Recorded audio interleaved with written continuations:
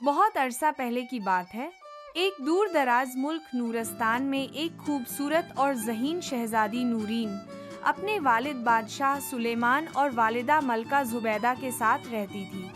नूरीन अपने हुस्न और अकल पर बहुत नाज करती थी। उसे लगता था कि वो सबसे बेहतर है और वो अक्सर दूसरों को कम समझती थी। महल में एक कदीम आईना था जिसे जादुई कहा जाता था। कहा जाता था कि ये आईना सिर्फ एक बार किसी को उसका सच्चा चेहरा दिखाता है, वो जो दिल के अंदर छुपा होता है। एक दिन महल में एक नई खादिमा सारह आई।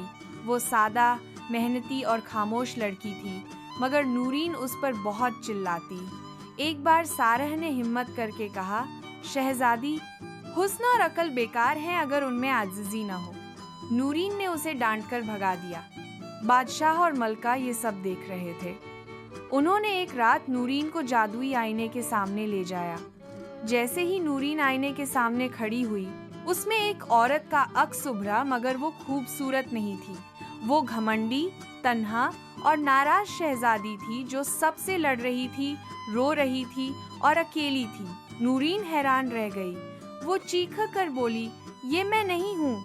मगर दिल जानता था, ये वही थी। उस रात वो बहुत रोई।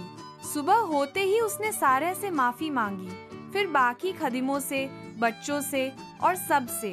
अब वो महल की मदद करती, बच्चों को पढ़ाती और गरीबों में चीजें बांटती।